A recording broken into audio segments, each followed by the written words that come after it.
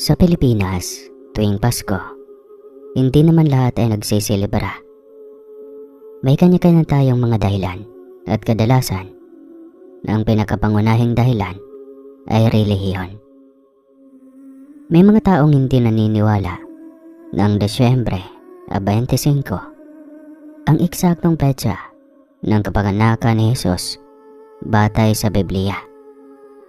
Ngunit para sa akin, sa aking pamilya, at sa lugar na aking kinalakihan, ginagawang espesyal ang Pasko. Kahit ako noong kabataan ko, napakarami kong alaala lalo na tuwing may nangangaroling. O kaya na may namamasko kami sa kani-kaninong bahay, kahit hindi naman sila mga ninong at ninang.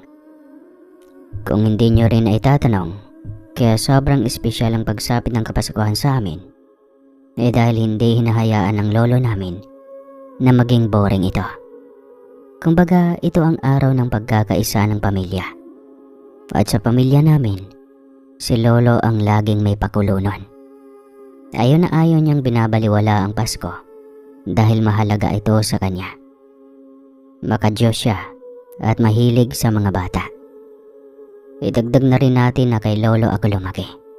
Napakaganda ng pagpapalaki ni lolo sa akin o sa amin, sa mga pinsan ko at sa mga kapatid ko. Kaya masasabi kong buong buo at buong tapang na mabuti kaming mga bata. Si lolo rin ang nagibigay sa akin ng palayaw na dodoy. Ayaw ko iyon noong una, pero ngayon, iyon na lang ang nagpapaalala sa akin sa kanya. Sa edad kong 45 ngayon, 7 taon nang lumipas mula nang pumanaw ang lolo ko. Mabuti na lang at umabot pa siya sa ganoong katanda, di ba? Kung tutuusin, swerte na rin iyon. Marami akong alaala kay lolo. Basta, sobrang dami.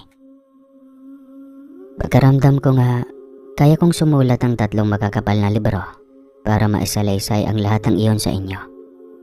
Lalong-lalo na dahil sobrang espesyal na mga alaalang iyon. At tandang-tanda ko pa rin ang bawat detalye. Ngunit may isang alaala ang nangingibabaw. At ito ay may koneksyon sa Kapaskuhan. Pagpasok pa lang ng Desyembre, syempre, gumagawa na kami ng mga dekorasyong isasabit sa bahay. Nagtutulungan kaming lahat ng mga pinsan at mga kapatid ko. At ang pinakamasipag sa amin noon ay ang bunso kong pinsan na si Natoy. 15 anyos ako noon at 10 taong gulang naman si Natoy. Kaming dalawang pinakamagkasundo sa lahat. Hindi ko man alam kung bakit. Pero maraming nagsasabi na magkapareho kami ng pag-iisip, ugali, at maging ng paraan ng pananalita. Marahil ay dahil magkasunod lang ng taon, ipinanganak ang mga magulang namin. Kami rin ang laging nakatambay sa bahay ni lolo. Ang masigasig na nakikinig sa mga kwento niya. At kaming dalawa rin ang pinaka-tinututukan niya. Nung matapos kaming mag-ayos ng mga dekorasyon, nagsiuwian na ang iba naming mga pinsan at mga kapatid. Siyempre, naiwan kaming dalawa ni Natoy. Umupo kami sa harap ng telebisyon. Ngunit gaya ng dati, sira na naman ang antina. Kaya imbes na gumawa na pa ng paraan para ayusin iyon, umupo na lang kami at nagtanong kay lolo kung ano ang mga kwento niya tuwing sasapit ang Pasko noong kabataan niya. Gustong-gusto ni lolo ang ganoon ang tinatanong siya dahil mahal na mahal din niyang magbahagi ng mga kwento. Kaya noong pumayag na siya, humiga kami sa sahig habang siya naman ay umupo sa kanyang tumba-tumba. Tahimik naming hinayaan si lolo na magsalaysay. Hindi ko kayo tinatakot, mga apo. At hindi ko rin kayo sinisindak. Ngunit ang ikukwento ko sa inyo ay tungkol sa karanasan namin noong kabataan ko. Dito mismo sa baryong kinalalagyan natin ngayon. Naalala ba ninyo ang nabanggit ko tungkol sa hindi paniniwala ng ibang relihiyon sa Pasko? Pero alam ba ninyo na may mga engkanto? Oo. May mga engkanto na naniniwala rin at nagdiriwang ng Kapaskuhan, kagaya natin. Pinagbabawal na pumunta sa hilagang bahagi ng baryo natin. Napapansin ba ninyo ang malaking bakanting lupa roon? Na tinubuan na lamang ng matataas na damo. Lahat ng matatanda rito ay alam ko kung ano ang mayroon doon. Bawal na bawal iyong puntahan, lalo na kapag sasapit ang bisperas ng Pasko. May isang baryo roon na kahit silipin ninyo ngayon ay makikita pa. Ngunit tuwing bisperas ng Pasko, bigla itong nawawala. Para bang binubura, nawawala sa mapa. At sa mismong paningin natin, bigla na lang naglalaho ang mga bahay. Hindi mo na maririnig ang mga ingay, wala na ang mga ilaw, at maging ang mga tao roon. Pinaniniwalaan na patunay na rin na nangyayari ito. Dahil doon nagdiriwang ng Kapaskuhan ang mga engkanto. Siyempre, noong bata pa kami, hindi kami naniwala. Hanggang sa may isang taong nakapagpatunay nito. Naku lolo, nakakatakot naman pala kung may patunay. Paano po nangyari iyon? Ano po ba ang kwento? May isang bata na naglalaro kasama ang iba pa hanggang sa napadpad sila sa baryong iyon. Ayon sa kwento, napakaganda raw ng mga dekorasyon, pangmayaman. May mga tugtugin pa na napakasarap pakinggan daw. Hindi nila namalayan ang paglipas ng oras dahil sa kakalakad at kakatingin sa paligid. Hanggang sa gumabi na. Tsaka nila napansin na wala na silang makitang daan pa uwi. Kahit paulit-ulit silang dumaan sa iisang ruta. Parang pabalik-balik lang sila sa parehong lugar. Doon na sila kinabahan. Sinubukan nilang lapitan ang mga taong nakatira roon. Ngunit tila walang itong emosyon maliban sa ngiti. Palagi lang silang nakangiti at tumatawa. Bandang kalagitnaan na raw iyon ng gabi, biglang nagtipon-tipon ang mga tao sa gitna ng baryo na para bang may sinasamba. May awit na halos nakakabingi, ngunit kakaiba, maganda sa pandinig. Nakita nilang sumasayaw ang lahat, sobrang kakaiba ng tanawin. Doon nila lubos na nauunawaan na wala na sila sa normal na mundo. Ano po iyon lolo? Mga aswang ba ang mga iyon? Ano ang ginagawa sa kanila ng mga tao roon? Nakakatakot po talaga. Iyon na yung mga engkanto. Napasok sila sa Kapaskuhan ng mga engkanto. At hindi nila alam kung paano makalabas. Kaya wala silang nagawa kundi makihalo sa mga ritual at kasiyahan ng mga engkanto. Hinagmas nila ang kakaibang mga gawain ng mga tao roon. Ang sayaw, ang awit, ang pagtitipon sa gitna ng baryo, at ang misteryosong sinasamba nila. Ang mga engkanto kahit mukhang tao ay may kakaibang aura. Hindi mo basta matutukoy kung ano ang iniisip nila. Palaging nakangiti, palaging masaya. Ngunit may tinatagong hiwaga.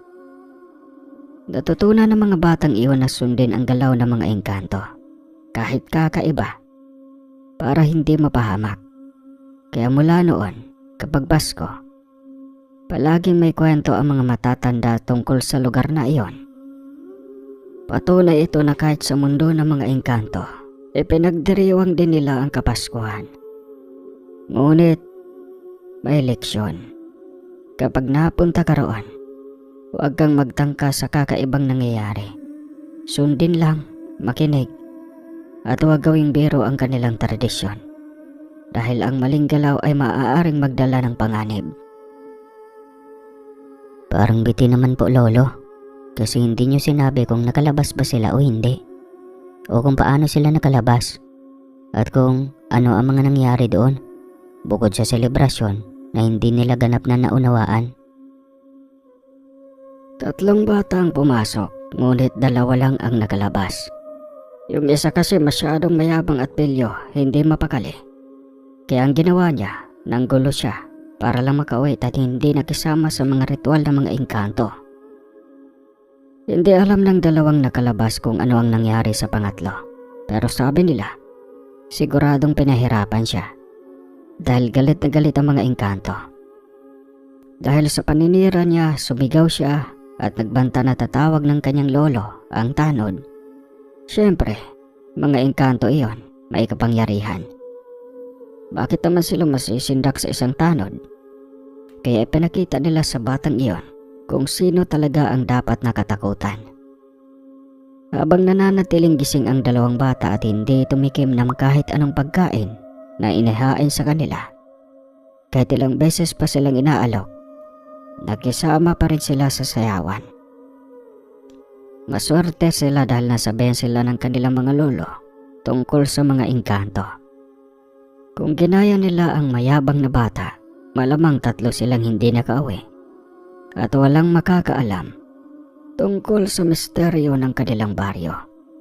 At sigurado ako hanggang ngayon, marami pa rin ang nakakapasok doon na hindi na nakakalabas kasi walang nakapagbigay sa kanila ng babala. Elo, kilala niyo po ba yung 2 batang nakaligtas? At bakit po may mga nakikita pa rin doon sa baryo hanggang ngayon? Kasi oo, minsan natatanaw ko pa rin eh.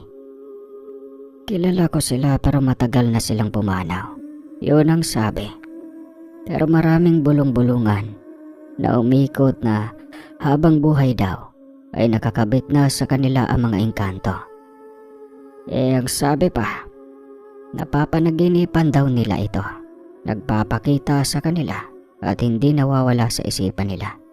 Maging habang natutulog. Kumbaga, nakakapit na talaga ang mga engkanto sa kanila sa baryong iyon. At yung mga nakakita noon sa umaga, mukha naman silang ordinaryong tao. Ngunit hindi natin alam kung anong lihim ang taglay nila. At ayaw na rin naming galawin o unahing itanong iyon. Kasi ayaw naming madamay. Elo, may kilala po ba kayo na nakatira doon sa baryo na iyon? O nakapunta na po ba kayo doon? Kwento pa po kayo, Lo. Ang dami ko pong gustong malaman tungkol sa kabilang baryo sa Hilaga. Sa totoo lang nakapunta na ako doon. Oo, pero dumaan lang. Hindi naman ako nagtagal dahil wala akong kakilala roon. Kung tatanungin niyo ako kung may kakilala ako, medyo meron lang. Ilan sa mga kaklase lang dati, pero hindi naman kaibigan. Hindi ko naman sila kasundo, kaya hindi ko rin sila natanong. Umaakto naman silang normal, kaya hindi ako nagdududa sa kanila. Kung hindi pa namin narinig ang kwento tungkol sa 2 batang nakalabas, hindi ko pa malalaman ang lahat doon. Pero alam nyo ba, nang madiscover iyon ng mga taga-bayan namin, hindi na muling nagsipasok ang mga kaklase ko na nakatira doon. At hindi na namin sila muling nakita pa simula noon. Sabi pa nga ng iilang teacher namin, pinuntahan daw nila sa bahay pero wala raw sagot. Hindi na lang daw niya pinilit at hinayaan na lang daw. Grabe ang takot ng mga taga-bayan dito sa atin noon. Siyempre, takot na takot rin kami. Lalo na nung nakita mismo namin kung paano umiiyak ang 2 bata. Sobrang nakakakilabot. Hindi mo talaga maisip na totoo. Pero dahil may mga albularyo at mga manggagamot na pumunta sa baryo namin para tignan kung may marinig na engkanto sa 2 bata, at yun nga, nalaman namin na meron nga. Elo, posible po bang mangyari sa amin iyon? Pwede ba naming maranasan? Ano po ba ang mga dapat naming gawin para hindi iyon mangyari? Alam ko naman na medyo malayo ang bahay natin papunta doon eh. Pero syempre, nakakabahala pa rin, Lo. Nakakatakot na tuloy tuwing bisperas ng Pasko. Kawawa naman siguro ang iba pang naligaw doon at hindi alam ang gagawin. Siguradong iwan na lang sila. May mga bagay na dapat iwasan, iho. Alam niyo mga apo, sa totoo lang, walang masama sa pakikinig sa mga pamahiin o sa paniniwala sa mga babala. Wala namang mawawala at minsan nakakatulong pa nga ang mga iyon. Kaya hindi ako nauubusan ng ikukwento sa inyo. Sa dami ng karanasan ko sa buhay at sa dami ng natutunan ko, ayaw ko maulit ninyo ang mga pagkakamaling nagawa ko. Alam ko sa sarili ko kung ano ang mga dapat iwasan para hindi mangyari ang mga iyon. Hindi ko man nagawa noon. Ang mahalaga ay magagawa ninyo ngayon. Kaya dagdag ito sa paalala ko. Makinig kayo sa mga babala. Maniwala kayo sa mga pamahiin. Wala namang mawawala. Wala namang pamahiin na makakasama kung ang layunin ay mag-ingat. At higit sa lahat, magtiwala kayo sa sarili ninyong mga kutob. Buti na lang. Siguro mababait ang mga engkantong nandoon dahil nagdiriwang din sila ng Pasko. Kung sakaling mangyari sa akin iyon, Lo, sana sa mababait na engkanto ako mapunta at sana makasiguro ako makakauwi pa ako. Ay nako, alam mo Apo, hindi lahat ng nagdiriwang ng Pasko ay mabubuting tao. Karamihan nga dyan gusto lang uminom ng alak at magwalat. Tignan mo nga ang ilan nating kapitbahay na chismosa. Kung maghanda at magsimba tuwing Pasko, lubos-lubos, akala mo'y doon na sila titira sa simbahan. Napapalibutan ang mga puon ng mga rebolto at mga Biblia, pero ang ugali, kay gaspang pa rin. Kaya kung mabuti man o mabait ang mga engkanto, hindi pa rin sila dapat na basta na pagkatiwalaan. Alam mo ba kung paano sila naging engkanto? Paniniwala noon pa man na naglaban ang mga demonyo at ang parsa ng kabutihan. Kasama ang mga anghel ng Panginoon. May mga nilalang na hindi pumili ng panig. Hindi sila sumama sa Panginoon at hindi rin sila kumampi kay Satanas. Nananatili lamang sila rito sa lupa. Kaya kahit sabihin pa nating nagdiriwang din sila ng Pasko, mahirap pa rin silang pagkatiwalaan. Wala, hindi ba, Lo? Sabi ng pare kapag nagsisimba tayo na lagi nating piliin at pagkatiwalaan ng Panginoon na kapag may problema ka, ipagkatiwala mo iyon sa Kanya at hindi kanya pababayaan, hindi kanya ililigaw. Pero hindi nagtiwala ang mga engkanto sa Panginoon, Lo. Pero sigurado ako na kaya sila nagkaroon ng kapangyarihan ay dahil din sa Panginoon, di ba? Dahil sa Diyos, Lo. Oo nga, no. Kaya hindi talaga dapat sila pagkatiwalaan. Hindi natin alam kung ano ang mga pwede nilang gawin nato eh. Kaya hiling ko, sana hindi natin maranasan iyon. Lalo na sa araw ng Kapaskuhan. Kailangan lagi tayong buo at ligtas at dapat masaya lang tayo. Sana hindi natin maramdaman ang ganitong problema. Hihilingin ko talaga iyon kapag natapos ko ang simbang gabi. Hanggang ngayon, kasama ko pa rin sa isip ko ang mga naging usapan namin noon. Talagang nadala ko yon hanggang sa pagtanda. Palagi na akong sumisilip sa kabilang baryo. Sumisilip sa mga harang at sa mga dahon. Nakikita ko ang mga tao. Normal lang naman silang kumilos.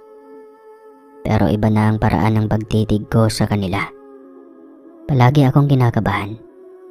Parang iniisip ko, kapag nasulyapan ako ng isa sa kanila, baka ikapahama ko iyon. Parehong naramdaman iyon namin ni Natoy. Sinasabi rin niya iyon sa akin. Alam ko namang ilusyon lang ang pagkaramdam namin, pero may posibilidad pa rin na totoo. Dahil may koneksyon sila sa mga engkanto. Tumanda kami ni Natoy na pinapaniwalaan kahit kaunting detalye sa kwento ni Lolo.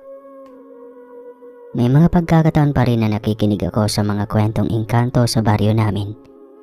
Mga bagay na nakatatak sa utak ko hanggang sa ngayon. Ngayong matanda na ako. Siguro nasa edad 20 na ako noon. Gayon din si Natoy. Ganap na kaming mga binata. Magkasanggang dikit pa rin kami dahil nasanay talaga kami sa isa't isa. Palagi kaming nagkukwentuhan tungkol sa kung ano-ano.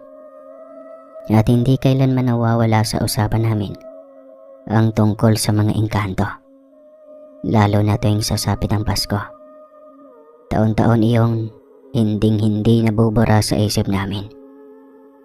May ilan sa mga pinsan namin na hindi naniniwala. Pero hindi na mahalaga ang opinyon nila. Ang kailangan ko lang naman ay isang taong handang makinig sa akin at ganoon din si Natoy.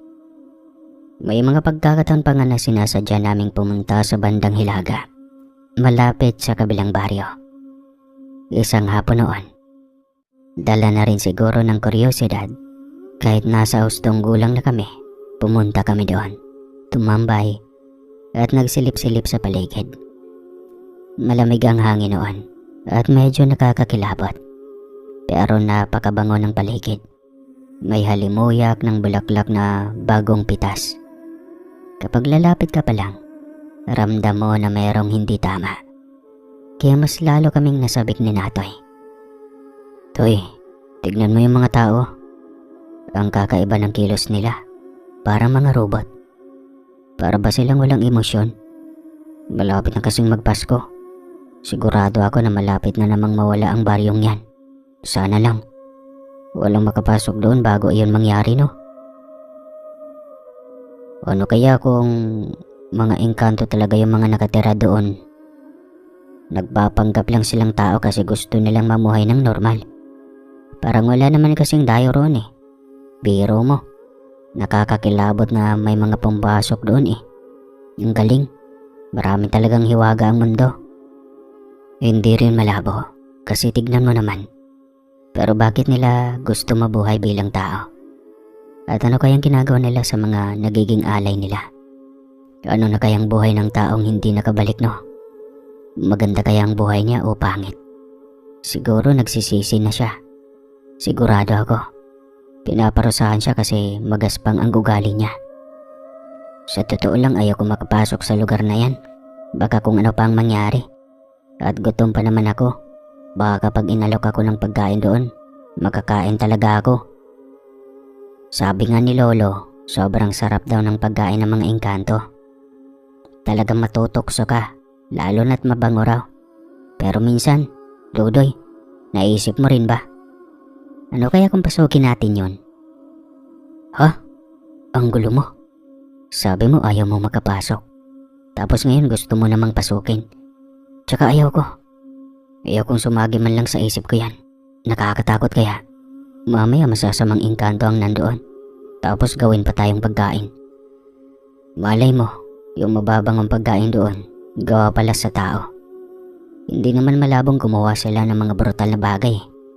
Kahit ako nga, kung may kapangyarihan at may nanggulo sa akin, kapag uminit ang ulo ko, baka kung ano rin ang magawa ko. Siyempre, hindi naman sa negatibong pag-iisip. Ang ibig kong sabihin, tignan mo paano ba nawawala ang baryong yan. Saan sila napupunta? Ibig sabihin, napupunta sila sa ibang dimensyon, sa mundo ng mga engkanto. Diba? Ang galing. Gusto kong makita at maranasan kung ano ang nasa lugar na yun. Pero ayaw ko lang mapahamak. Wala lang, naisip ko lang. Kahit paraiso pa ang lugar na yun, hindi ko yun gustong puntahan, Natoy. Kung gusto mo, managinip ka na lang ng gising. Gamitin mo na lang ang imahinasyon mo. Pero wag na wag kang magtatanggang bumontarya na. Baliw ka pa naman at pasaway. Tara na nga, umuwi na tayo. Baka mademonyo pa yung isip mo at bigla kang pumasok dyan sa harang. Lagot ako kay Lolo kapag nangyari yon. Hindi ko naman maiisip yan, oh. Sige na, umuwi na tayo. Ikaw talaga. Kung ano-ano ang iniisip mo tungkol sa akin, ha? Umuwi na kami ni Natoy kaagad. Balak namin kumain. Pero pareho kaming natuwa sa nakita namin sa bahay ni Lolo. Meron siyang bagong aso. May lahi pa. Maliit ito, siguro sityo. At bigay sa kanya ng kapitbahay. Siyempre, tuwang-tuwa kami ni Natoy. Mahal kasi ang mga asong may lahi at napaka-cute. At ngayon, meron na kaming libre. Kaya nasikaso namin kaagad iyon. Balak naming padamihin at talagaan. Baka ibenta din. Ang dami naming pangarap para sa asong iyon. Kaya talagang inalagaan namin siya ni Natoy. Pinangalanan namin siya ni Lolo na Bibing. Talagang pinapalakad namin siya tuwing umaga at hapon. Pinapakain ng masarap, pinapaliguan, minsan. At minsan ay pinapakawalan din namin. Kasi napakakulit ang aso na yon. Kapag nakawala sa tali, kung saan-saan nakakarating. Tinuruan naman namin siyang umuwi mag-isa sa bahay para hindi kami mag-aalala kung mananakaw siya. Mailap din siya sa ibang tao, hindi lumalapit sa iba. Kaya todo bantay kami kasi hindi siya pwedeng mawala. Dahil kung mawala siya, malaki ang posibilidad na hindi na siya makakabalik. Kasi magtatago siya dahil natatakot sa ibang tao. Kapag nilalakad namin si Bebeng tuwing hapon, talagang napapadaan kami sa pinakaparating hilaga. Doon lang kasi may malawak na pwedeng takbuhan. At pwede rin siyang dumumi at umuwi nang walang napeperwisyo. Siyempre, todo bantay kami sa kanya. Ang kinakatakutan namin minsan ay kung saan losyot siya sa bakod. Hindi namin siya pwedeng hayaang mawala. Talagang hahabulin namin siya kasi mahal na mahal namin ang asong iyon. Kaya grabe kaming tumutok sa kanya kapag naglalaro sa bandang hilaga. Pero totoo yon. Kung dumating man ang punto na lulusot siya sa bakod, lulusot din ako at hahabulin ko siya. Hindi ko siya hahayaang mawala. Para na rin siyang anak sa tingin ko. At nakikita ko kung paano siya inaalagaan at minamahal ni Lolo. Kung mawawala namin si Bebeng, siguro iyon na ang pinakamalalang kasalanang magagawa namin kay Lolo. Isang hapon iyon, malapit nang dumilim. Pauwi na kami at sa bandang hilaga talaga kami dumadaan. Doon sa mismong kabilang bakod, kung saan naroon ang baryong ikinukwento ni Lolo. Habang naglalakad kami pauwi, biglang bumigat ang pakiramdam ko.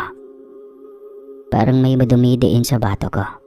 Sobrang bigat talaga. Si Natoy naman, parang wala lang.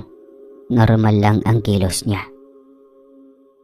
Hindi ko na sinabi sa kanya ang nararamdaman ko. Ayaw ko siyang takutin.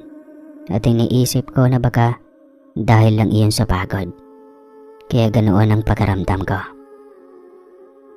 Noong umuwi na kami sa kanya-kanya naming tahanan, doon lalo pang lumala ang nararamdaman ko.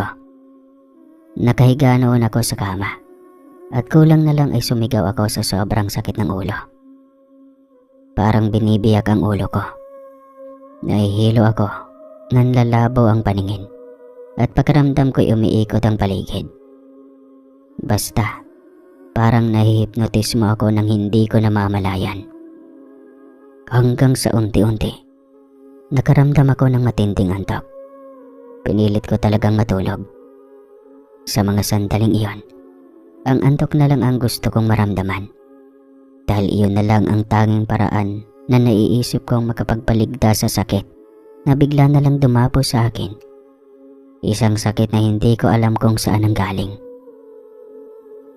Hindi ko alam kung panaginip bang nangyari. Pero naramdaman ko na may isang napakalakas na parasang bumalot sa akin habang nakahiga ako. Para bang nasa malalim akong tulog. Tapos bigla akong hinila paangat. Alam niyo yung pakiramdam na may humahatak sa katawan mo nang biglaan. Ganoon na ganoon ang naramdaman ko. Pagmulat ko, gising na ako. Pero wala na ako sa bahay namin. Nagtaka ako. Inisip ko pa na baka niloloko lang ako ng mga pinsan ko. Pero hindi. Nang lumabas ako sa pintuan ng silid na kinaroroonan ko, ibang-iba ang lugar. Gabi pa rin. Pero alam ko sa sarili ko na hindi iyon sa amin. At hindi rin iyon sa kabilang baryo. Sa kahit anong bahagi ng baryo pa namin. Ang unang pumasok sa isip ko ay nasaan ako? Paano ako napunta rito? Naghanap agad ako ng isang tao na pwede kong tanungan. Tapos nakita ko ang isang lalaki. Sa tingin ko, kakilala ko lang siya. Nakatalikod lang siya noon, kaya kaagad ko siyang tinawag. Paggalingon niya, humarap siya sa akin at may sinabi siyang hindi ko makakalimutan. Nandito ka na, di ba? Lagi ka namang sumisilip dito. Maglibot-libot ka. Damhin mo ang buong paligid. Walang negatibo rito. Nakadepende yan kung negatibong tao ka rin.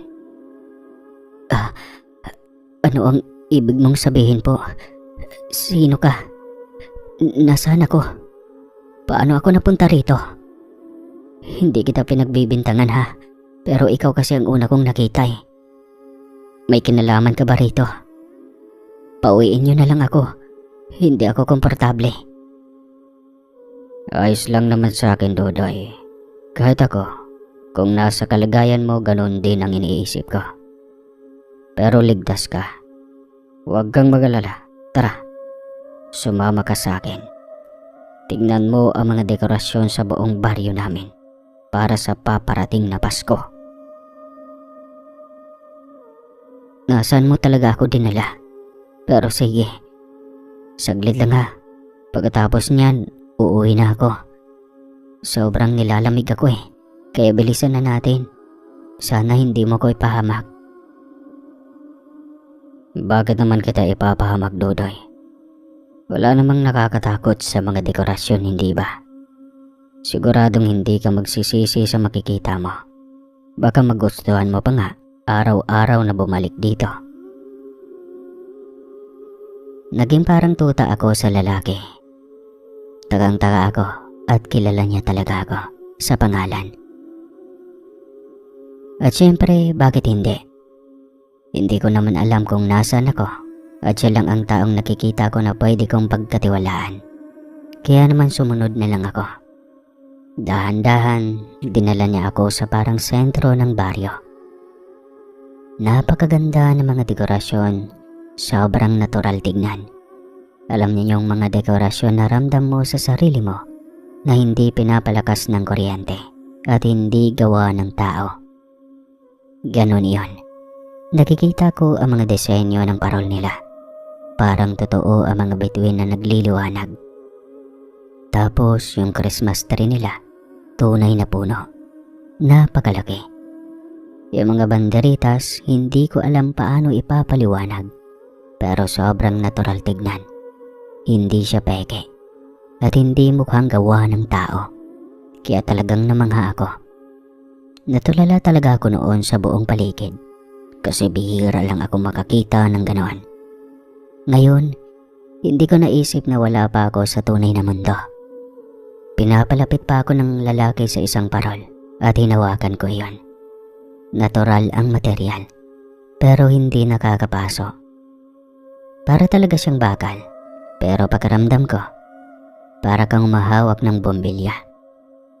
Hinawakan ko ang dekorasyon. Sobrang ganda. Kung makita nyo lang sa isip nyo kung ano ang ibig sabihin, siguradong mamamangha din kayo. Ang ganda naman ito. Siguro, napakamahal lang bilhin nyo rito, no?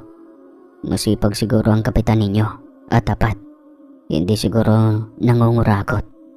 Kasi, ang ganda ng dekorasyon sa baryo ninyo. Hindi kaya ng baryo namin.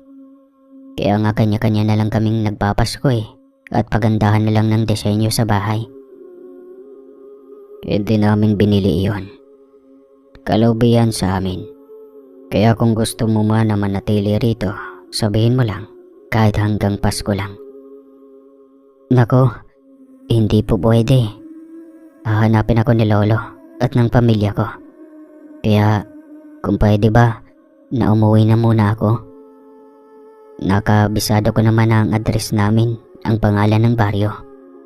Marami pa kasi akong gagawin bukas. Igagala ko pa si Bibing, yung aso namin. Masaya ka naman bang nandito? Kasi kung oo, pwede kang bumalik kahit kailan mo gusto. At sa Pagoy, madali lang yan. Tara na. Maglakad na tayo. Ihahatid kita. Oo, maganda dito. Pero wala pa sa isip ko na bumalik. Hindi kasi ako pwedeng gumala eh. Tara na. Hindi ko alam, pero bigla na lang akong sumunod sa kanya sa paglalakad. Pumunta kami sa madilim na bahagi. Sobrang dilim. Walang liwanag. Naririnig ko lang ang yabag ng aming mga paa. Pero nagtiwala pa rin ako. Lakad kami ng lakad hanggang sa hindi ko na marinig ang yabag ng paa niya. Tapos, Wala na akong maaninag sa paligid. Nang bigla akong tumingin sa taas, bigla na lang may liwanag. Nagmulat pala ako ng mga mata. Gising na ako. Nasa bahay na ako. Kaagad akong tumayo at tinignan ng oras. 3:00 ng madaling araw. Sakto talaga. Grabe ang kilabot ko. Napainom talaga ako ng tubig. Tapos napahilamos. Nilalamig akong nakaupo sa kusina namin. Tinignan ko ang sarili ko sa salamin. Hindi ako makapaniwala sa nakita ko sa salamin.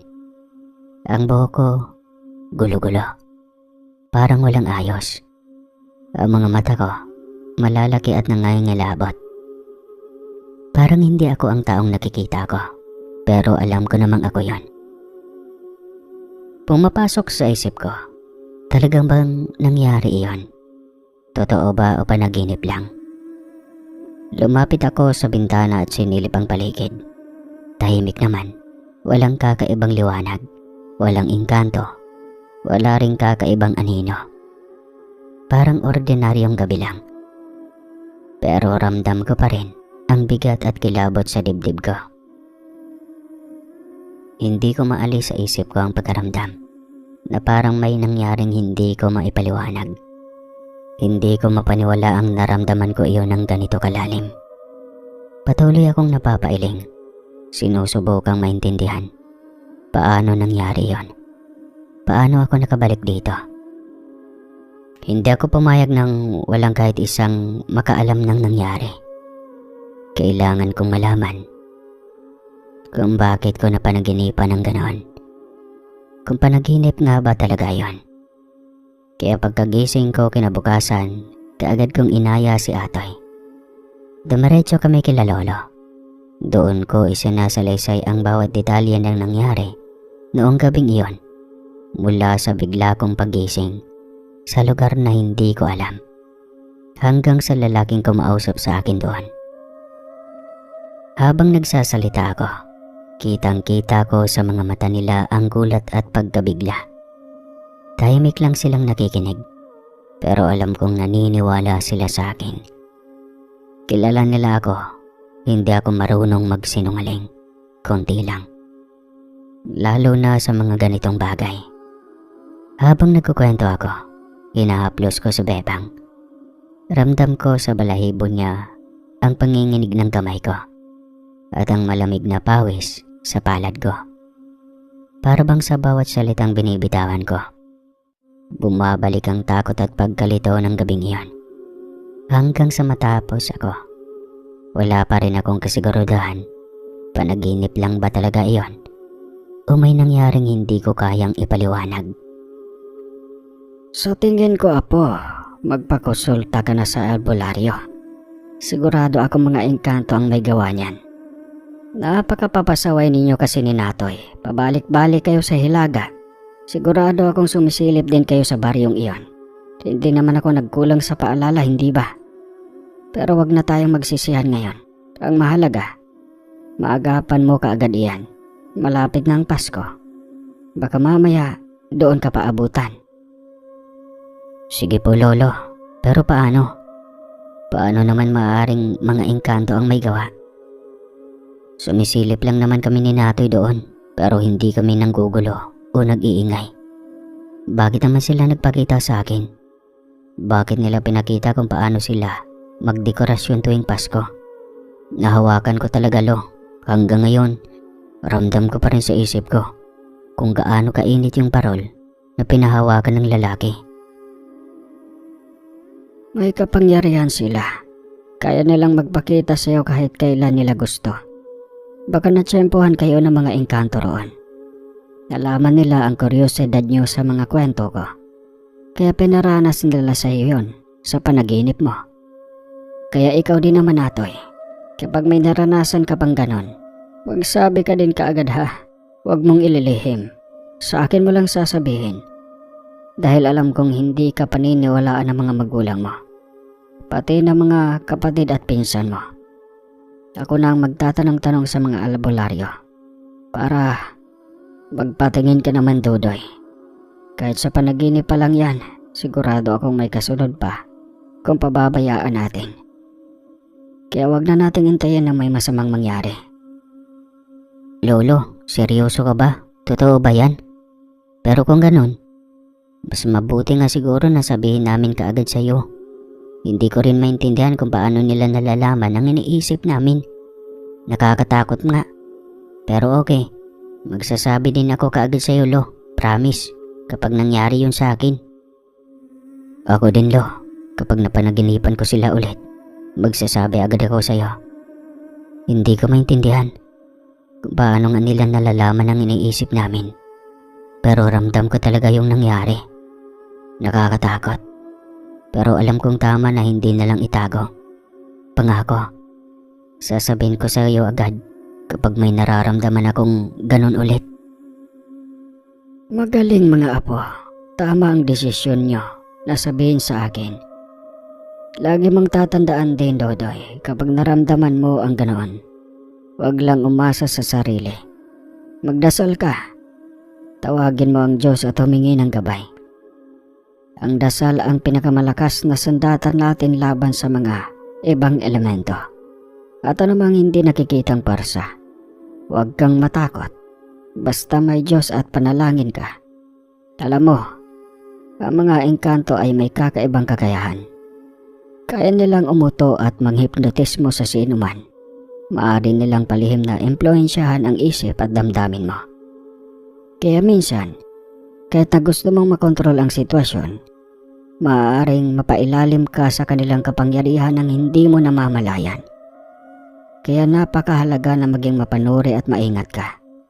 Ang dasal at pananalig sa Diyos ang pinakamalakas nating sandata laban sa kanila.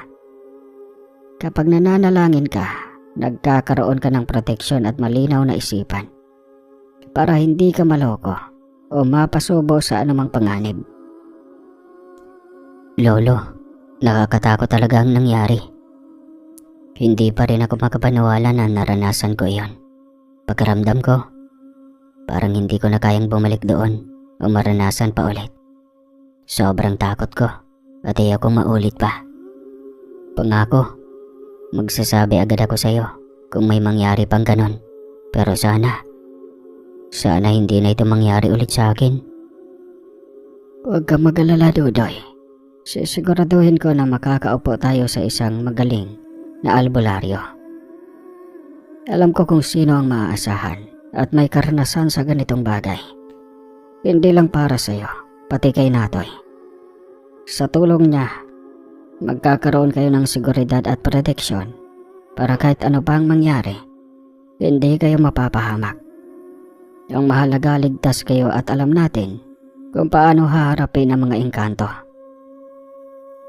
Nagantay kami ng ilang araw para dumating ang albularyo. Sa bawat araw na lumilipas, ramdam ko ang kaba at pag-aalala sa nangyari. Pero habang kasama ko si Lolo, unti-unti rin akong nakaramdam ng kapanatagan. Alam ko na kaya niyang alagaan kami ni Natoy. Ramdam ko ang kanyang malasakit at ang determinasyon niyang siguraduhin na ligtas kami. Dahil dito, kahit hindi ko pa ganap na maintindihan ang lahat, nagtitiwala ako sa kanya. Sa bawat sandali, iniisip ko na sa tulong ni Lolo at ng albularyo, makakahanap kami ng paraan para hindi na kami mangamba at maprotektahan sa mga engkanto. Dumating na rin ang araw na dumating ang albularyo. Maaga pa lang, ramdam ko na ang kakaibang aura sa paligid. Nang dumating siya, kaagad kong napansin isang matandang lalaki. May puting buhok at ilang kulubot sa muka na halatang matagal nang may karanasan. May lakas at presensya siya na hindi mo basta-basta mapapansin. Para bang alam niya ang bawat sulok ng baryo at bawat lihim na nakatago sa paligid. Ang kanyang mga mata ay matalim, ngunit may kabaitan. Kitang-kita ang talino at karunungan sa bawat titig niya. Habang lumalapit siya, ramdam ko ang init at seguridad na dala ng kanyang aura. May kapangyarihan siya. Ngunit hindi ito nakakatakot. Sa halip, nagbibigay ito ng kapanatagan. Tumingin ako kay Lolo at kay Natoy.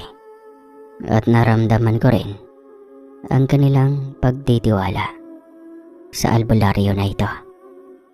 Kahit takot pa sa nangyari noon, hindi ko maiwasang makaramdam ng pag-asa.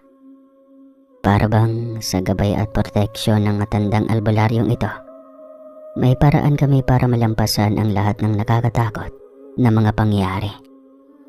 Totoo ang hula ng lolo ninyo. Engkanto ang may kagagawan ng panaginip mo. Sigurado ako, iyon ang dahilan kung bakit nangyari iyon. Dahil sa palagi ninyong pagtambay sa hilaga. Hindi ako nananakot at hindi rin ako basta nanghuhula. Nakikita ko lamang kung ano ang maaaring mangyari. Magpakatotoo na ako sa inyo, Natoy at Dodoy. May pagkakataon talagang mapupunta kayo sa baryong iyon. Nakatakda na iyon. Itinakdada ng mga engkanto. Kahit anong pag-iwas ang gawin ninyo, hindi ninyo iyon mapipigilan. Ang masasabi ko lang maging handa kayo. Alamin ninyo ang mga bawal. Paano nangyari yon, Karamon? Bakit naman naging intensyon ng mga engkanto na dalhin sila sa lugar na yon? Wala bang ibang paraan? Baka mapahamak sila doon. Alam kong alam mo rin ang kwento tungkol sa baryong nawawala kapag sasapit ang Pasko. Bago pa man ang bisperas, bigla na itong naglalaho. Sobrang halaga ng Pasko para sa pamilya namin. Hindi kami pwede magselebra kung may dalawang nawawala at nag-aalala ang buong pamilya. At hindi namin alam kung makakabalik pa ba sila. Parang ang hirap tanggapin at ang lalong nakakatakot ay ang posibilidad na mangyari iyon sa amin. Ang masasabi ko lang, dahil na rin siguro sa sobrang interes ng mga apo mo tungkol sa baryong iyon, nagkaroon din sila ng koneksyon sa mga engkanto. Pero wala naman akong naramdamang mali o kakaiba. Kailangan lang talaga maging mapanuri sila sakaling dalhin silang dalawa doon. Wala kayong dapat ay pagkalala ng sobra. Naiintindihan ko naman talagang hindi nila maiiwasan ang sitwasyon. Pero kaya ko namang patunayan na magiging ligtas sila. At hindi ko lang maipapangako ang seguridad na makakauwi sila. Kasi nasa kanila ayon kung paano sila makikihalubilo sa mga engkanto. At kung paano nila susundin ang mga paalala. Kung gano'n naman po pala na wala kaming magagawa, ano na lang ang mga pwede naming gawin at iwasan kapag nandun na kami sa mundo nila? Baka pwede ninyo kaming tulungan doon, Manong. Kasi baka magkamali kami at hindi na kami makauwi. Ang mga mahalagang dapat ninyong gawin ay ito. Huwag kayong kakain ng kahit anong ialok sa inyo. Huwag kayong hahawak sa kamay ng kahit sino. At huwag na huwag kayong makikipagbembangan, lalo na sa mga magagandang babae. Gagawin nila ang lahat para matukso kayo. Kung tatanungin ninyo ako kung ano ang mangyayari kapag naiwan kayo roon, habang buhay na kayong parang mga katulong nila, sunod-sunuran, mawawala na kayo sa sarili ninyong mundo. Hindi nyo na maalala ang buhay ninyo rito. Kapag napunta kayo sa lugar na iyon, makikita ninyo ang mga naging biktima nila. Mga taong walang emosyon. Parang laging nakasimangot. Paulit-ulit ang galaw at tila wala sa sariling isip. Sila na iyon. At posible kayong maging katulad nila.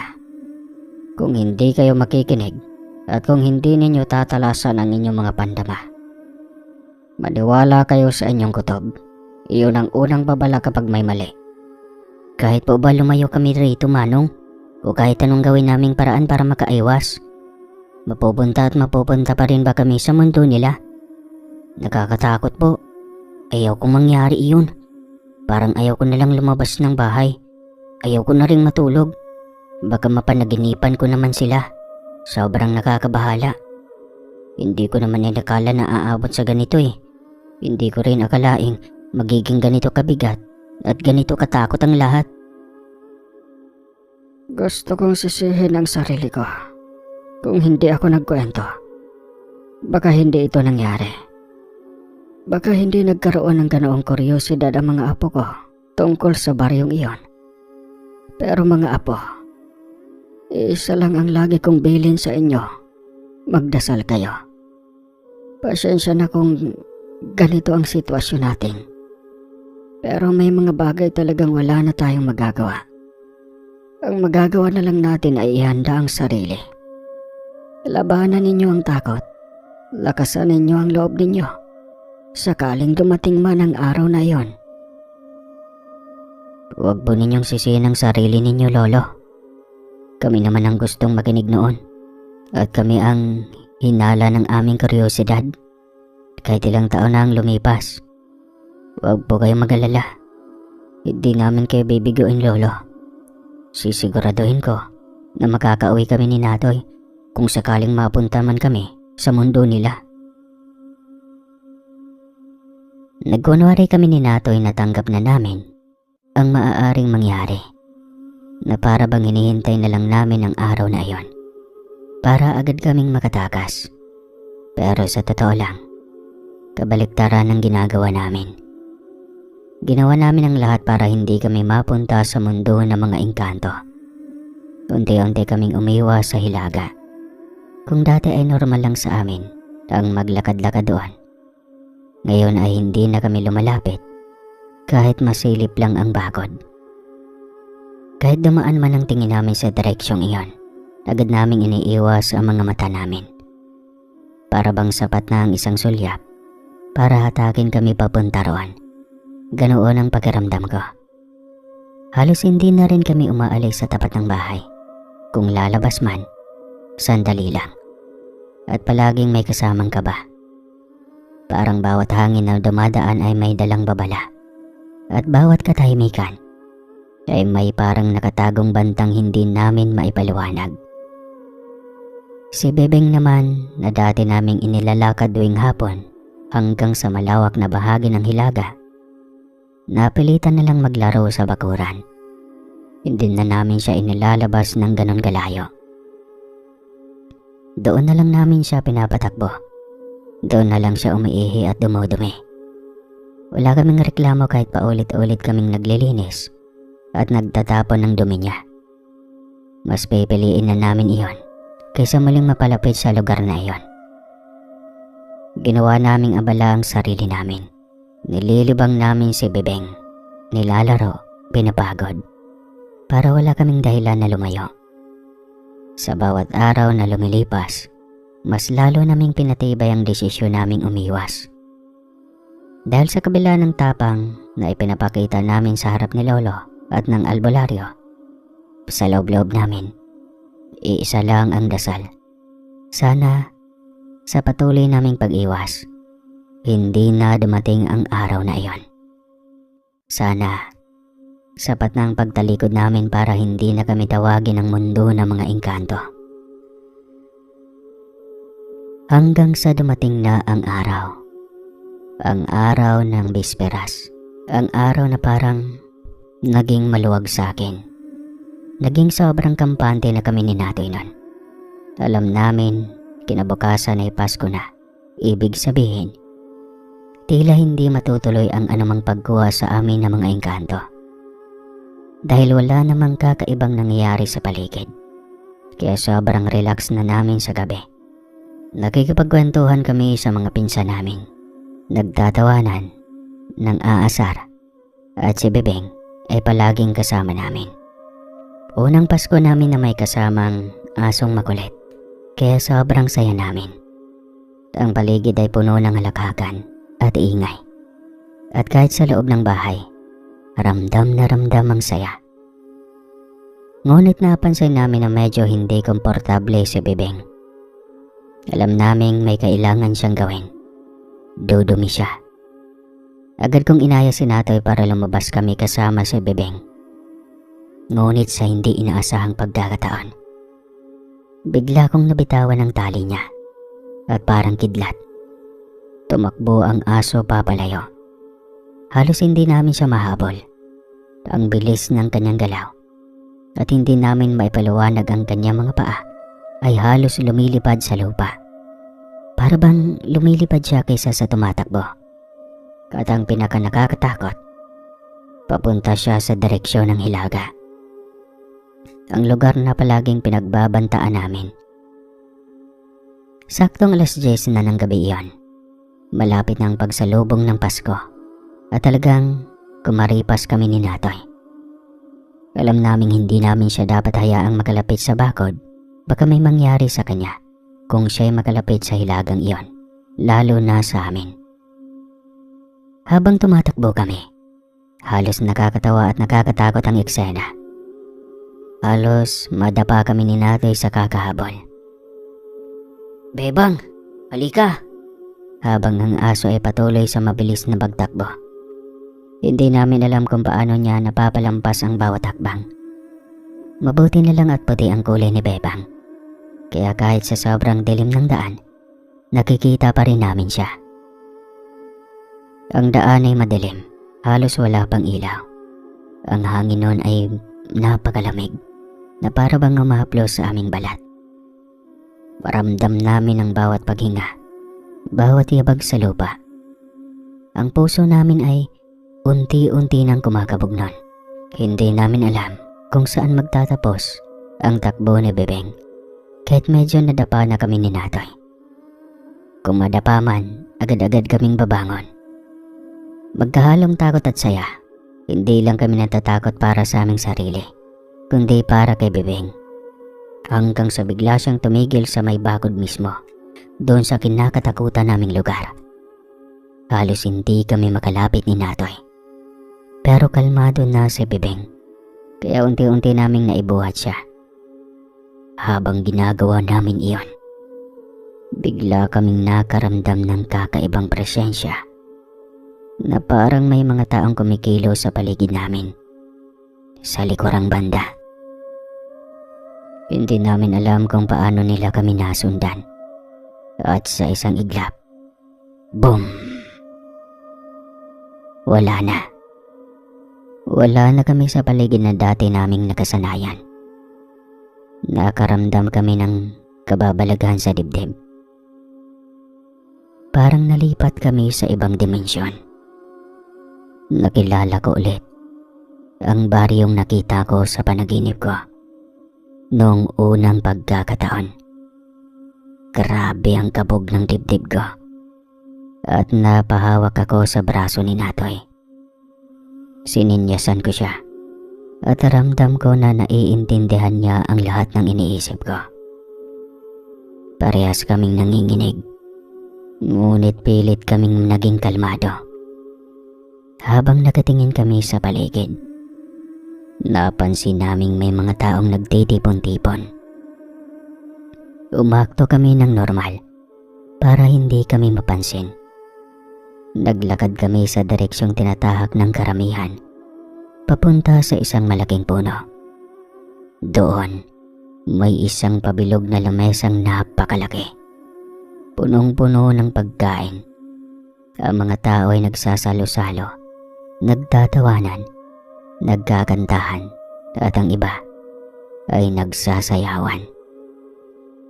Parang normal lang, parang piyesta o kasiyahan ng Pasko din.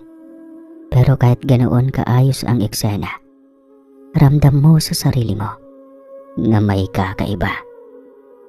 May kakaibang aura sa paligid. Parang bawat halakhak at kanta ay may halong hiwaga.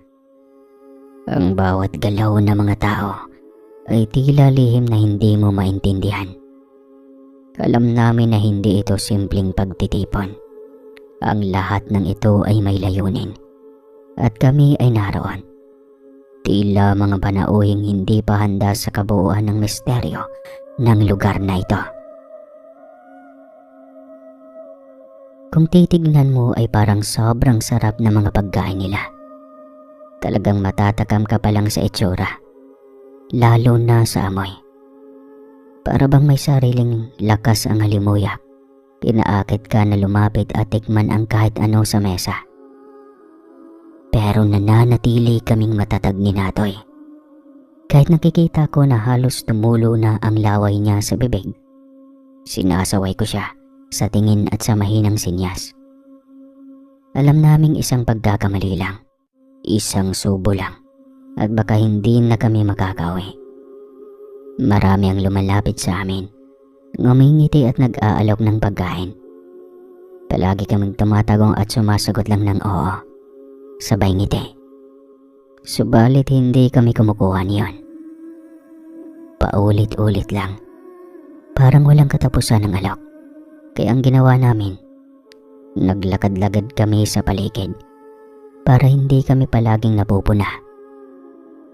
Hanggang sa naisip naming sumali sa sayawan. Mas mabuti nang mapagod kaysa matukso.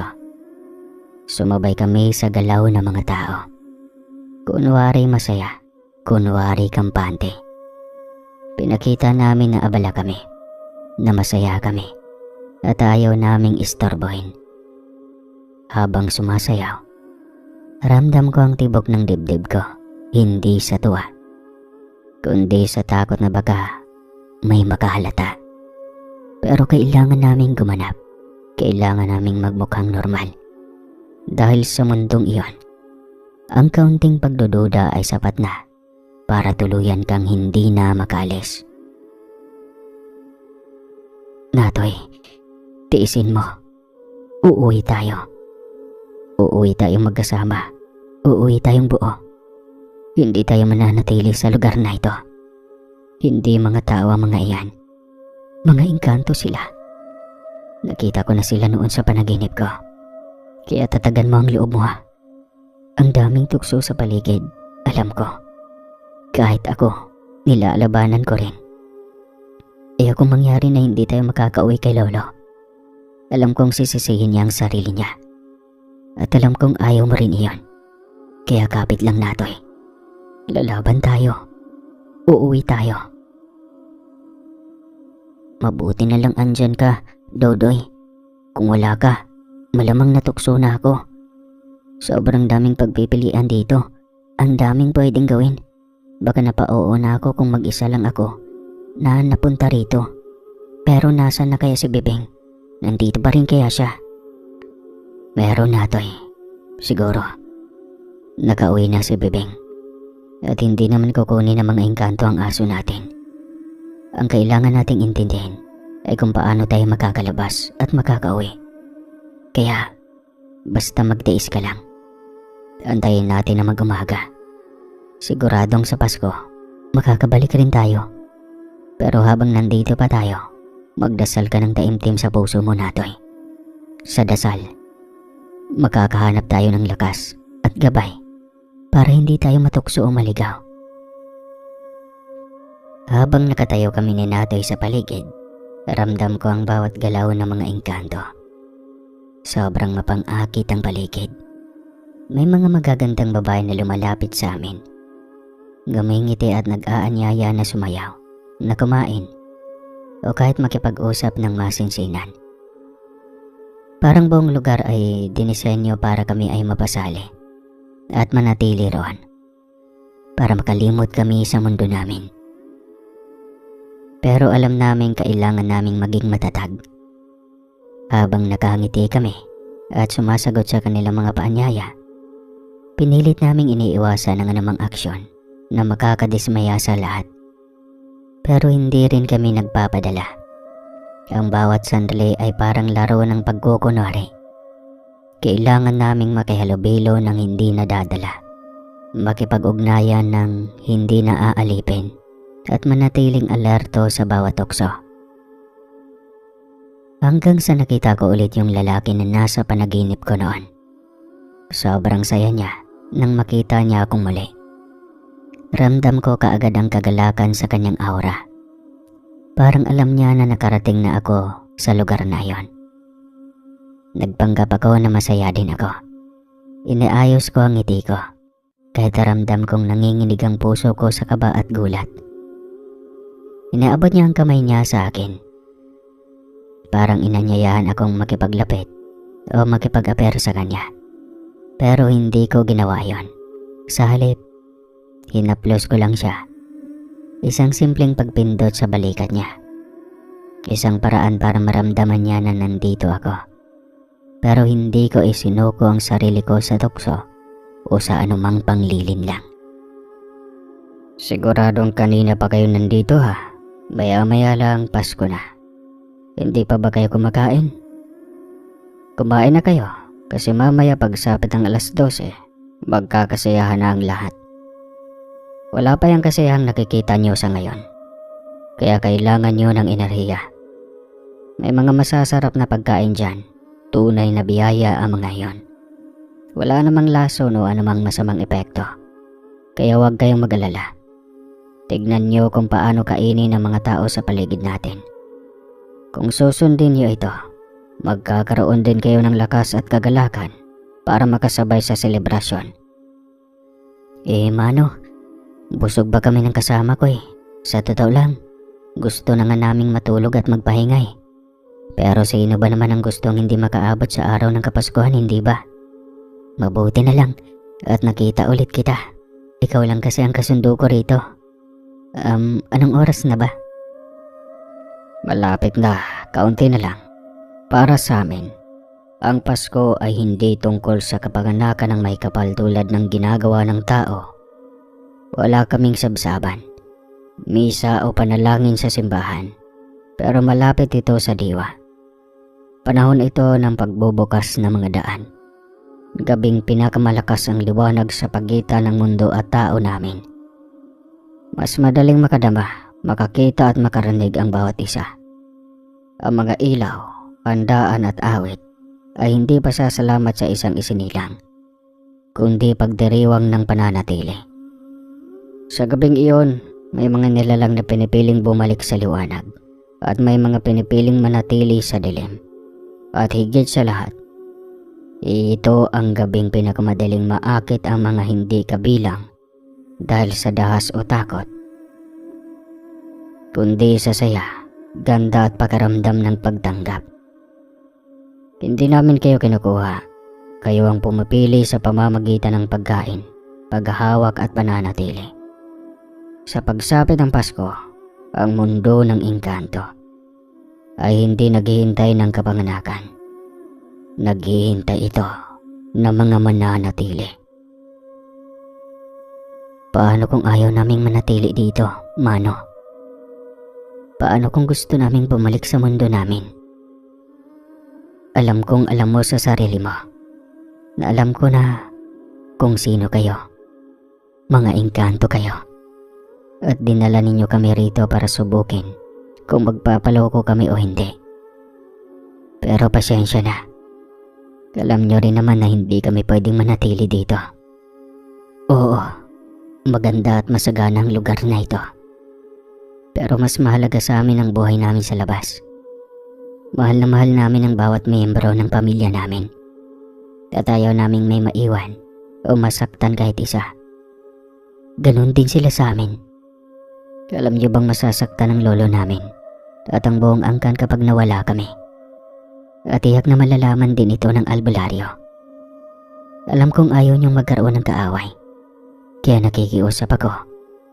Palayain niyo kami ng pinsan ko. May mundo kaming uuwian dapat. At doon lang kami nabibilang. Tama si Dodoy, Mano. Gusto na talaga naming umuwi. Hindi namin gusto ang mundo ninyo.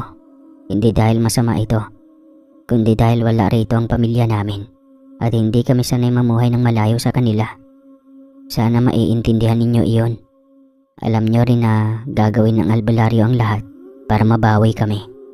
At ang simpleng pagpapalaya nyo sa aming dalawa ay maging tanda ng kapayapaan ng lugar ninyo.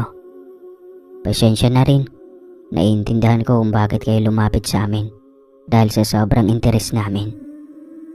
Pasensya na kung nagmukha kaming pagkailamero. Hindi talaga iyon ang intensyon namin. Huwag kayong mag-alala. Hindi naman namin kayo tuluyang kinuha. Nasa inyo pa rin kung ano ang magiging kapalaran ninyo pagkatapos ng gabing ito. Kaya habang nandito kayo, sulitin ninyo. Maganda ang mundo namin at hindi namin ipagkakait ang kalayaan ninyong dalawa. Gusto lang naming maranasan ninyo ito dahil matagal na ninyo itong iniisip. Bakit hindi ninyo palitan ang kasiyahan ng lahat ng pagdududa ninyo? Bakit hindi na lang tayo maging masaya kahit magkaiba ang paniniwala natin tungkol sa Pasko? Wala namang masama kung susubok. Halina, pumunta tayo sa gitna. Hindi ko kayo pipilitin sa kahit ano. Gawin ninyo ang gusto ninyo. Ang mahalaga, maging masaya lang kayo ngayong gabi. Sinunod namin siya ng pinsan ko dahil kitang-kita sa mukha niya na wala siyang itinatago. May katahimikan sa mga mata niya. Yung uri ng katahimikan na hindi marunong magsinungaling. At tama rin naman siya na sa amin pa rin kung ano ang magiging kapalaran namin pagkatapos ng gabing iyon. Kaya mahigpit naming pinanghahawakan ng mga bilin. Hindi kami kakain, hindi kami makikipagkamay, at lalong hindi kami sasama sa mga babae para mabembang. Paulit-ulit ko itong inuusal sa isipan ko. Parang dasal, habang sumasabay kami sa bawat hampas ng tambol. Hindi namin maunawaan ang mga awitin nila, pero may kakaibang hatak ang ritmo. Parang kusang ginagalaw ang katawan mo kapag ayaw mo. Nakikisabay kami, ngumingiti, tumatawa sa tamang oras. Nakikisalo sa paligid ng pagkain na parabang bahagi kami ng kasiyahan. At kahit alam namin ni Katiting ay hindi dapat dumampi sa dila namin ang mga iyon. Kapag may babaeng lalapit, maganda at mabango, inaaya kaming sumayaw o kumain. Pinipili naming makipagkwentuhan na lang tungkol sa kung ano-ano para hindi sila mainsulto. Pero sapat para manatili kaming ligtas. Habang tumatagal ang gabi, mas dumadami ang mga kilos namin na parang sinasadya naming ipakitang nakikibagay kami. Pero sa loob-loob namin, bantay sarado ang isip at katawan. Kapag may lalapit na mag-aalok ng upuan, uupo kami saglit, tapos tatayo rin kaagad na kunwari may tatawagin o may titignan sa malayo. Kapag may nagbibigay ng plato, tinatanggap namin. Pero maya-maya inilalapag lang namin sa mesa, tapos magpapanggap na may hinahanap. Marunong silang magmasid. Ramdam ko yon. Kaya kailangang maingat ang bawat galaw namin ni Natoy. May mga sandaling napapalapit kami sa gitna ng kasiyahan, kung saan mas malakas ang tugtog at mas maliwanag ang ilaw. Doon namin pinipiling manatili dahil mas maraming tao. Mas madaling magtago sa dami. Kapag napapagod kami, nagkukunwari kaming humahanga sa mga dekorasyon. Tinitignan ang mga parol, ang mga dahon na parang may sariling liwanag, at ang malaking puno sa gitna na para bang humihinga. Paminsan-minsan, may lalapit na magtatanong kung nag-i-enjoy ba daw kami. Ngumingiti lang kami at tumatango. Sapat na para hindi sila magtanong pa muli. May mga bata ring naglalaro sa paligid. Habulan, tawanan, parang normal na baryo lang. Pero kahit ganoon, ramdam ko na may kakaiba. Ang mga mata nila masyadong malinaw. Parang laging gising. Kapag tinitignan ka nila, pagkaramdam mo, alam nila kung ano ang iniisip mo. Kaya iniiwasan kong makipagtitigan ng matagal. Lagi kong hinahanap si Natoy sa gilid ng mga mata ko. Sinisiguradong magkalapit lang kami. Kapag nawawala siya sa paningin ko kahit saglit, bumibigat kaagad ang dibdib ko. May isang sandali na halos madulas na kami. May nagaya sa amin na sumabay sa isang paikot na sayaw. Sumama kami sandali, pero nang mapansin kong hawakan na ang susunod, agad akong umatras at tinapik si Natoy. Kunwari ay nahilo. Tumawa lang sila at pinaupo kami. Doon ko napagtanto kung gaano kabilis mangyari ang lahat kapag naging kampante ka. Habang papalapit ang hating gabi, mas tumitindi ang kasiyahan. Mas malakas na ang tugtog, mas masigla ang mga naroon.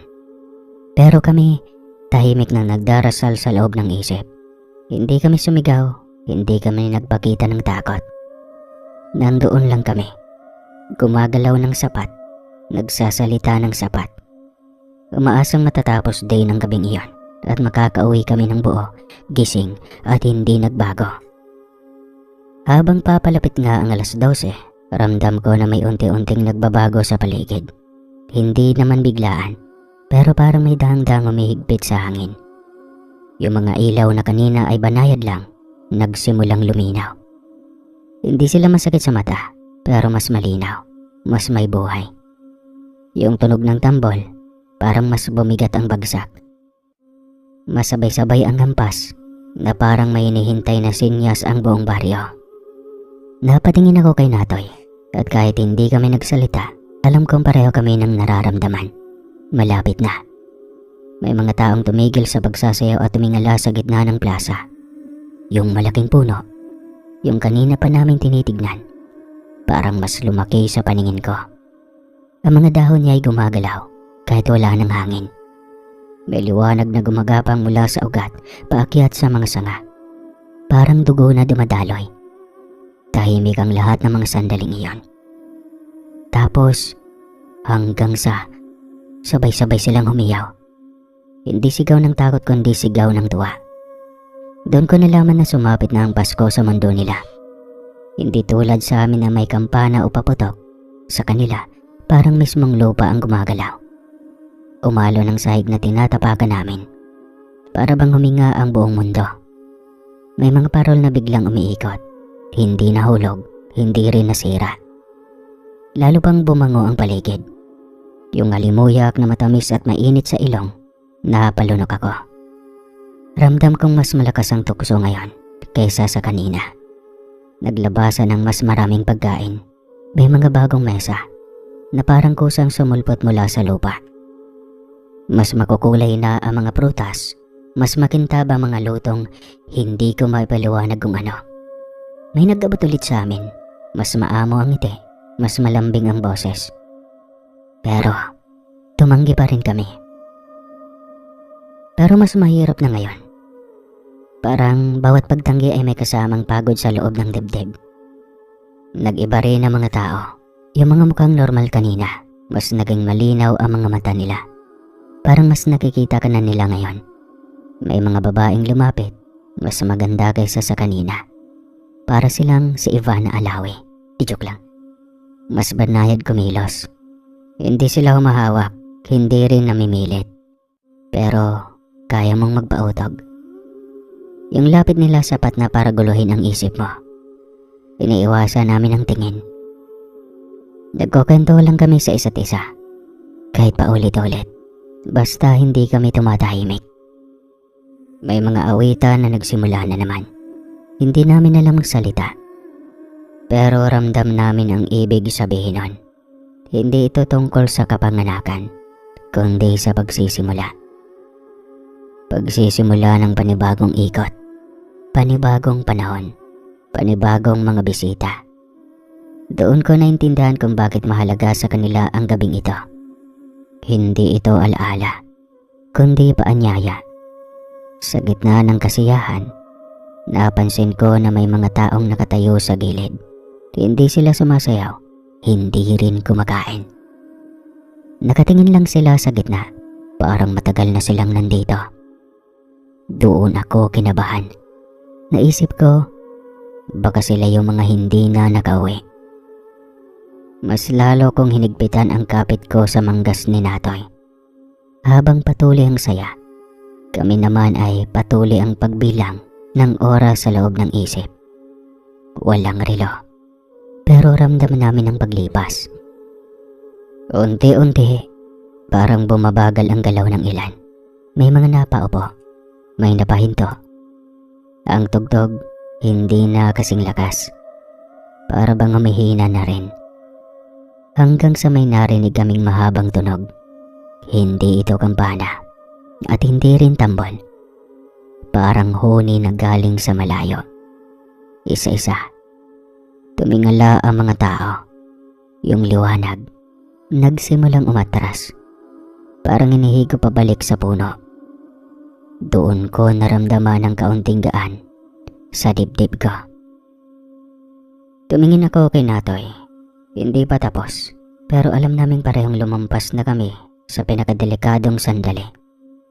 Kailangan na lang naming manatiling gising, manatiling buo, at hintayin na tuluyang matapos ang gabing iyon.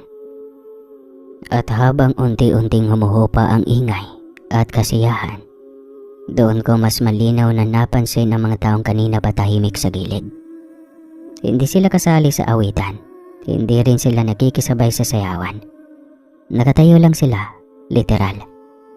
Minsan nakaupo, minsan naglalakad ng paikot-ikot, na para bang may nahanap, pero hindi alam kung ano. Nang mas malapitan ko sila ng tingin, doon ako kinilabutan din. Wala halos emosyon ng mga mukha nila. Hindi naman sila malungkot, pero hindi rin masaya. Para silang mga aninong may katawan, parang mga robot na binihisa ng tao. May isang lalaki na paulit-ulit lang ang ginagawa. 3 hakbang pasulong, titigil, titingin sa puno, tapos babalik sa dati niyang pwesto. Paulit-ulit iyon, parang sirang tugtog. May isang babae naman na nakatitig lang sa mesa ng pagkain. Hindi siya kumakain, hindi rin siya umaalis doon. Nakatayo lang siya roon, parang may hinihintay na utos na darating. At doon ko din naalala ang sinabi ng albularyo. Sila yung mga hindi na nakauwi. Sila yung mga natalo ng tukso. Mas lalo akong napakapit kay Natoy. Lubos ko nang naiintindihan na hindi lang pala kami ang dinala ng baryong ito sa gabing iyon. Marami na pala bago kami. Marami na palang nauna, at mas masakit isipin, karamihan sa kanila ay hindi na nakabalik.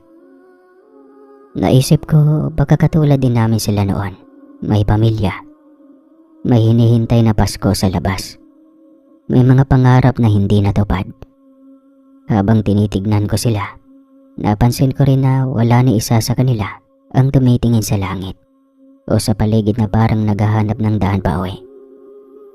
Para bang kinalimutan na nila na may ibang mundo pa. Medyo bumalik ang kaba ko, hindi lang para sa sarili ko, kundi para sa lahat ng taong napapadpad dito bago kami. Subalit, sa takot kong iyon, may isang bagay akong napansin. Kami lang ni Natoy ang hindi nawawala ang reaksyon. Kami lang ang nagbubulungan, nagkikibuan, nagkakapitan. Kami lang ang patuloy na tumatanggi, at habang tumatagal, parang mas lalo kaming naiiba sa kanila. Parang mas ramdam namin ang pagod, ang gutom, ang kaba, mga pagkaramdam na tanda na buhay ka pa at hindi ka palubos na sakop ng lugar na iyon. Doon ko napagtanto na sa gabing iyon, marami ang nabihag ng baryo, pero sa dami nila, kami lang ni Natoy ang patuloy na lumalaban. Kami lang ang may malinaw na isip, kami lang ang ayaw manatili doon. At kahit hindi pa tapos ang lahat, doon pa lang, alam ko na kung may makakaligtas. Kaming dalawa lang iyon. Hanggang sa bigla na lang akong napapikit. Parang may humila sa akin pababa. Para akong nahulog sa malalim na balon. Mabigat ang katawan ko, tapos biglang gumaan. Pagdilat ko ng mga mata ko, malamig na hangin ang bumungad sa akin at maingay na motor. Wala na ang mga ilaw, wala na ang ingay, wala na ang musika. Nandoon kami ni Natoy sa mismong pwesto kung saan kami huling tumakbo dahil hinabol namin si Bebeng sa tabi ng bakod, sa hilaga. Bago pa ako makapagsalita, may puting aninong gumalaw sa harap namin. Yung aso namin, buhay at buo pa. Kumakahol at kumakaway ang buntot. Hindi ko na napigilan ang sarili ko. Tinawag ko siya at sabay kaming tumakbo ni Natoy. Walang lingunan, walang tanong-tanong, diretso agad uwi, pagkaripas ng takbo. Usyok! Habang tumatakbo kami, narinig namin ang kampana. Sinilip ko ang relo sa bahay ng kapitbahay. Malapit nang mag-alas 12, kaya pala maingay ang paligid. Doon ko lang naintindihan ang mabagal na oras ng mundo ng mga engkanto. Akala ko matagal na kaming nawala, pero ilang oras lang pala. Pagkarating namin sa bahay, nandoon si Lolo. Namumutla, nanginginig. Kabaliktaran para ang oras ng mga engkantong nangunguha ng mga tao. Hindi sila katulad sa mga mundo ng mga engkanto na mambabait. Nang makita niya kami, niyakap niya kami ng mahigpit. Yumakap kami pabalik sa kay Lolo, sabay iyak. Paulit-ulit niyang tinatanong kung nasaan kami kanina. Sinabi namin ang totoo, na napunta kami sa kabilang mundo. Pero nakabalik kami bago magpasko. At doon ko alam, tapos na ang bangungot. Luhaan naming sinalubong ang Pasko noon. Hindi lang sa lungkot, kundi dahil sa sobrang ginhawang nararamdaman namin. Buhay kami, buo, magkakasama. Habang tumutunog ang kampana ng alas 12, yakap-yakap kami ni Lolo, ni Natoy, at kahit si Bebeng ay hindi mapakali sa saya. Walang handa na makakahigit sa pagramdam na nakauwi kami. Walang regalo na tatalo sa pagkakataong muling makita ang aming pamilya. Hindi na kami nagsalita patungkol sa nangyari noong gabing iyon sa iba. Sapat na sa amin na alam naming totoo ang lahat. Mula noon, nagbago na ang tingin ko sa Pasko. Hindi na lang ito ilaw, handaan at tawanan. Isa na rin itong paalala. Paalala na may mga lugar na hindi dapat sinusubukan. May mga hiwagang mas mabuting igalang. At may mga babalang kailangang pakinggan. Ngayon, 40 taong gulang na ako. Tuwing sasapit ang Kapaskuhan, naaalala ko pa rin ang gabing iyon. Ang takot noon at ang tukso. At ang pag-uwi namin. At sa bawat dasal ko, nagpapasalamat ako. At sa mga nakakaalam sa ganitong kwento o sa baryong iyon, lalo na sa mga taga Leyte, sana wag niyo nang banggitin ang lugar na iyon. Oo, delikado mapunta sa lugar na yon. Buti na lang, nakapasok kami. Pero dahil minsan nga, binigyan kami ng pagkakataong makabalik. At ang masakit na katotohanan, hindi lahat nabibigyan ng ganong biyaya. Hanggang dito na lang po ang kwentong ito. Maraming salamat po sa lahat. Wakas ng kwento hanggang sa muli.